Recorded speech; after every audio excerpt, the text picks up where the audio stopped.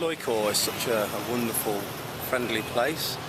Last night was New Year's Eve and I got invited into the home of our landlady where we're staying at the guest house and given a meal.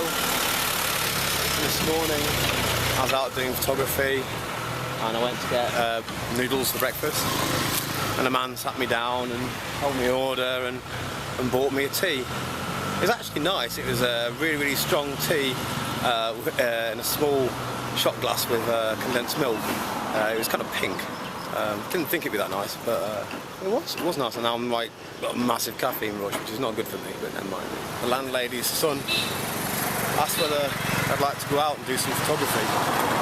So he took me out to see some pagoda and then to a fancy restaurant where it turns out they served endangered species. And I was asked whether I'd like to eat bear or bat. I said no, I had chicken.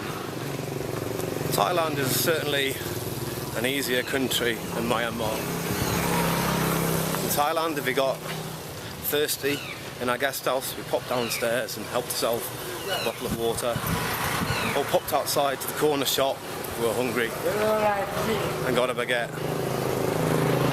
In Loikaw, if you're hungry, you have to leave the guest house and walk for a couple of kilometres and try and find something vaguely edible. Mid ended up being given a bowl of chicken claw on brain soup and got food poisoning. Mid and I are playing the family game of top trump illnesses.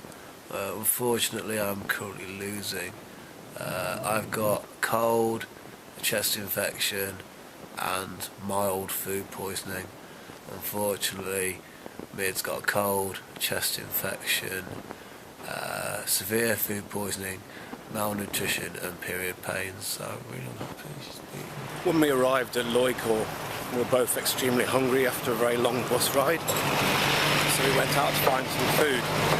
The first place we came across basically had bowls of curry that had obviously been sat out in the sun all day. And having had food poisoning before, I know the dangers of eating off meat.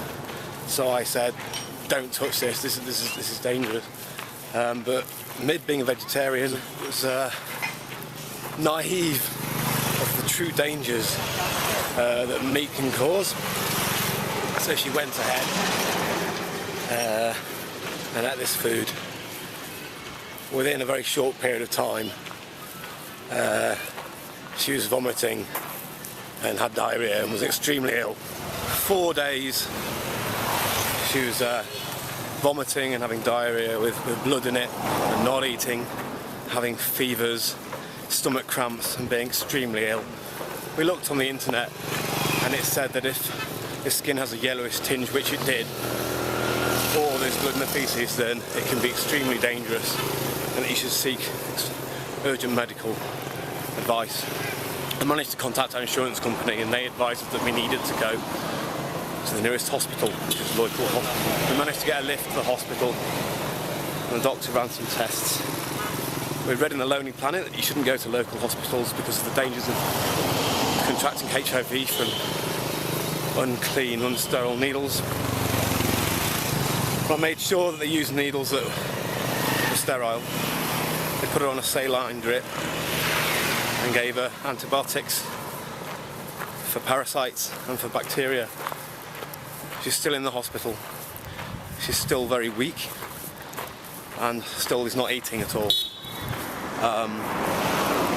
But I think that the vomiting has subsided to a few times a day. The diarrhoea has subsided a little. I'm hoping that with the saline drip and the dehydration salts she's taking, that she'll make a full recovery very quickly.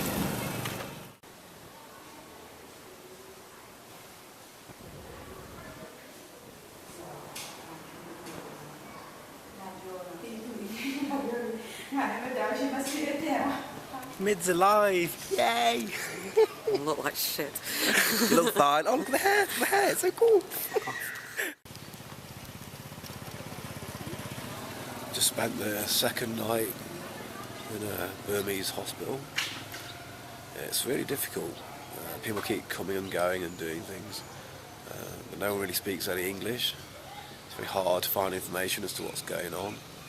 We've tried to find out answers to the blood tests and ask about whether we can see the records for insurance purposes. Both just going stir crazy, staring at the walls, really hoping we can be released soon. This is now our third day at Loikaw Hospital.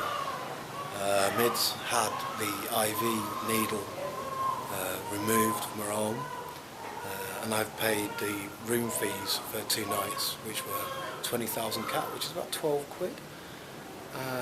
And I was going to give them my insurance details so that we could work out the costs for the various treatments she's had. But they've said that it's free. I'm not sure how that happens. Either we've got a mysterious benefactor or there's some kind of free healthcare here, but I don't think we're ever going to find out. Mid's well on the mend, and hope she'll be back to her normal self as soon as possible. I guess my mood's been less than bouncy over the last few days, but I'd like to think everything's back on track.